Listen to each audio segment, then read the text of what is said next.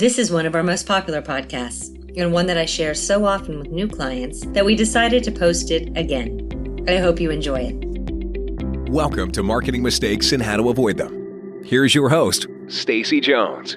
Welcome to another episode of Marketing Mistakes and How to Avoid Them.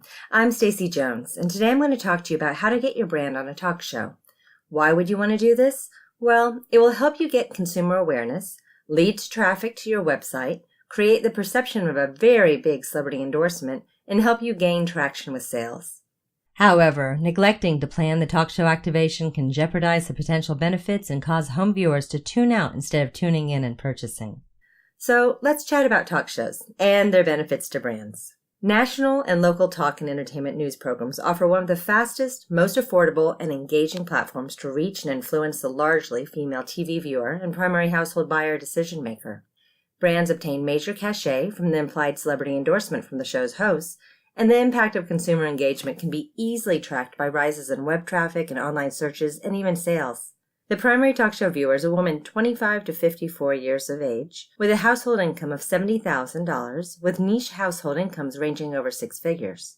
Talk shows shoot and air typically the same day or within 2 weeks, resulting in one of the fastest on-air turnaround options for a brand to get exposure. And beyond the obvious on-air integration exposure, these brand partnerships result in impactful social media and PR content assets due to the perceived celebrity endorsement by show hosts like Ellen DeGeneres, Kelly Ripa, Jimmy Kimmel, Wendy Williams, or Steve Harvey. Talk shows generate sales and create chatter online. But if a brand manager doesn't put a plan in place or have the education and knowledge of what options actually exist out there, then the impact can be really diminished. So how do you make sure you do it right? I'm going to provide you with 9 steps to activating talk show integration successfully. And the first step, spend the time to do the research. Not every talk show is equal to the other, and brand managers should do the research to determine which productions offer the right fit. Look at the demographic of the show, distribution and audience reach, time slot, and overall storyline content. Make sure the show organically fits with your brand, and that includes your brand's demo. So, just so that you know a few things about talk show and demographics, daytime talk shows skew more female and a little older, although there are a few out there that have started to trend younger or specifically focus on a multicultural audience. Nighttime talk shows skew more male and a little younger. Early evening entertainment news shows skew younger with more of a split male-female ratio. And you should also know that talk show integration segments occur practically every day. And there's also special themed segments such as Mother's Day, Spring Cleaning, and Dads and Grads, just to name a few. As a second step, reach out and follow up. When reaching out to the production, the correct point person to speak with will be the integration or segment producer. Come prepared with a quick, ironclad story pitch on why the brand's product is not only unique, but also a great fit for the show. Think outside the box. The producer is looking for a way to break through the clutter and differentiate. You need to figure out how to make sure you break through the clutter and differentiate. One way to do that is with a charity tie-in. If a charity component fits, build it into the overall pitch. It can bring in that feel-good element. And before you reach out, have a follow-up email already prepared outlining the story just pitched with images of the brand and a description of the on-air giveaway that will accompany it for audience or individual gifting. Put some detail into this brand brief and send this immediately following the call while the brand is still top of mind to whomever you spoke with. In some cases, and certainly not all, it's going to help you if you can come to the table with an audience giveaway. Depending on the segment, there may be a significant pricing opportunity for either a single individual or the entire audience.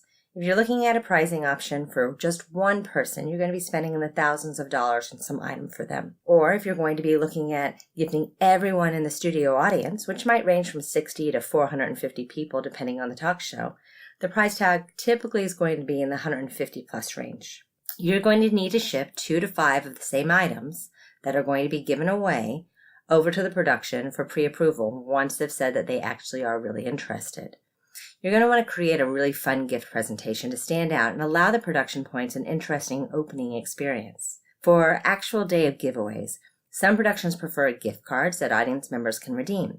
And if it's something bulky or big or really heavy, it's going to be something that has to be redeemable online instead, and has shipping paid for by your brand. The brand's going to expect to have any associated shipping costs. Just remember that. It's not something you can get away from. Other productions prefer the brand to have product on hand with the audience walking away with the product if the brand is of manageable size and weight. If the item is going to be given away that has several components, they're going to need to all be packaged together. Something else to keep in mind. Your brand may be asked to cover taxes for the audience giveaway. In some instances, some shows require it, and others they don't. And they won't be able to project what that might look like exactly, as everyone has a different tax base depending on their household income. They might take just an estimate of about 20% of whatever the value is and say that's going to be the tax. It's not that you're going to necessarily be writing a check, but anyone in the audience in those cases could ask you for tax payment. And for items and trips that aren't costing tens of thousands of dollars, this is usually less of a concern. The fourth step is going to be to know your budget. Talk shows require different fee structures based on the specific show, the on-air and off-air elements included, audience size and reach, and the typical ad rate. Some shows can be secured with a straight trade-out of audience gifting and no fee. Other talk shows are going to require a fee ranging from $25,000 or even up to and over $150,000. Often it depends on the category, the cool factor for the brand, and the overall value the show is receiving if it's going to be an audience giveaway as a core component. At a minimum, typically know it's going to be around the $50,000 to $75,000 range for daytime talk shows for audience giveaways, and up to $500,000 or even more for full-blown segments or campaigns. Most talk shows have an audience ranging in size from 250 to 450. And you should expect that all audience gifts be valued north of $150. I said it before. Just know this. You're not going to be able to say, hey, I have something, it's $20, and everyone in the audience is going to get it. It's not going to fly. And with the exception of higher integration fees, when it's costing you more than $150,000 for the segment, it's going to be really rare for productions to call out a .com visually on screen. Maybe they'll show it on a lower chyron that will pop up with some graphics written out, but usually they steer away from saying .com or pushing out to a .com. As seen on verbiage, will typically require an additional royalty fee based on where the brand wishes to display the show's logo. And that starts around $50,000 and scales up. And it really just depends on what you're going to be doing with that. And for nighttime talk shows, think much, much bigger. Most of the networks require ad buys during prime time. So if you want to do a deal with a major nighttime talk show, know you're going to be spending millions of dollars in media to support it, plus the integration fee that also is going to be up to $1 million. The fifth step is to know what you are asking for. The home run integration is going to include on-air visuals, verbal mentions, and specific brand messaging, as well as online giveaway components on the show's website. A big win will include the show posting on its own social platforms a call-out for the brand, or including it in a blog on the show's website. Verbal messaging will range from 1 to 2 sentences typically, which the brand manager should craft and present to the production. Productions may polish the verbiage for a number of reasons, including making it easier for the show host to get the messaging right the first and only time around. Simplicity is key. Tongue twisters, not a good thing on air. Be sure to phonetically sound out in writing any troublesome brand names, as hosts will not get them right and they will need to practice. We've seen people say brand names backwards, sideways, and forwards. It's amazing how wrong they can actually get them. So be very, very detailed. Ideally, obtain a guarantee of on-screen graphic of a lower chyron with a brand name and or messaging point popping up. Sometimes the noise of the audience cheering actually obliterates the on-air messaging. And, that's great that Ellen DeGeneres is mouthing something and saying something and it's about your brand.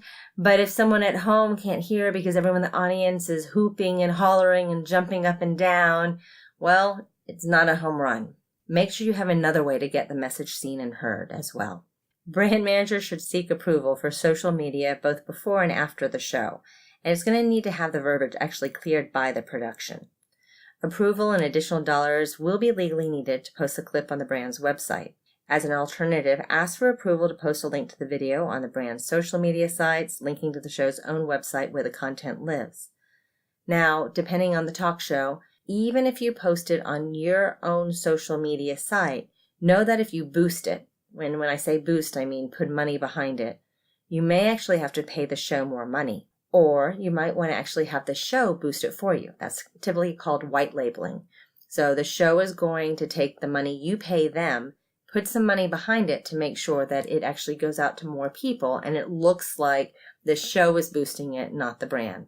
A little bit more organic.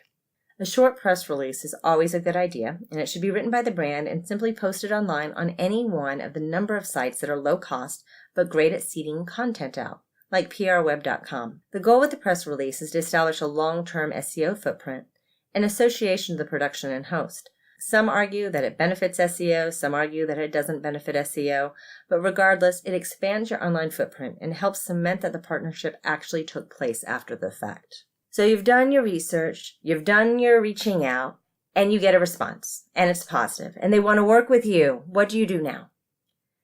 That yes from the show. Now you get to do a very, very simple thing. You get to contract it. And when I say contract, I mean contract and contract and contract it. Confirm everything. Make sure the brand name is phonetically spelled out and that each aspect negotiated is included in the contract. And read it a few times more, just for good measure. This can be a really long process, or a short one, all depending on the show and the deal. I've had contracts that could be countersigned the same day, and then I've had large deals that have taken 3 months to work out the contractual kinks. As a 7th step, think social. Before the show goes live, develop a hashtag that is trackable and share the pre-show approved post out on your social media along with the air date. Then track it once the show is aired. As an 8th step, pre-imagine what you want the on-stage display to look like. The production may have some limits, like only wanting an image and logo, or they may be open to a small table setup or another type of layout. We've had roses from a floral company take over every surface of the stage, literally dripping from tables to a small table display with products set up in a row and a sign, to just a sign with a logo on it that's shown behind the hosts on a digital display. Make sure there's a display that fits the brand's core messaging. Productions will work with the brand to develop the display, and typically will include a sign with the logo and product image along with the actual product. It just depends on the segment. However you're shown on screen. If possible, try to make sure there's a display that fits the brand's core messaging. Productions will work with your brand to develop the display and typically include a sign with logo and product image along with actual product. The brand should have a representative on site during the day of shoot too, just to ensure there is no confusion, to correct mispronounced names during a dry run, and to make sure the display is set up with logos facing the camera. As a 9th step, know how you're going to track and determine success. If a discount code is made available to home viewers with a downloadable coupon, either on air or on the show's website, tracking becomes extremely easy. Additional options include tracking the integration-specific hashtag and looking for additional social media chatter. An all-important aspect is looking at Google Analytics to see website traffic the day of and the days immediately following the integration. And depending on your company's size and other marketing activities going on at the same time, you may be able to track based on sales bursts or other metrics. But don't get too stuck on the tracking. We've done dozens and dozens of talk show integrations, and most clients we've found just look at website traffic and social chatter. So after all of that, are you ready for your talk show segment integration? Brand managers typically have enough on their plate dealing with daily job requirements than having the time and resources to negotiate and activate a talk show activation and integration. The easiest way to lay the foundation and develop a successful integration is to engage a seasoned entertainment marketing expert with social media and PR experience to provide guidance and actually activate the project. My agency has major experience working with talk shows to create branded segment integrations, and you can visit our website, hollywoodbranded.com, to download our talk show guide, which provides a roadmap of current talk show opportunities. That's it for this episode. I hope it was helpful, and please let me know if you have any feedback. I'll see you next week. And as always, if you need a little or a lot of help, my agency, Hollywood Branded, is here to lend a hand. And if you would leave a review or any questions I can address in the future, I'd really appreciate it, as your feedback helps me know my advice was valuable and interesting to you.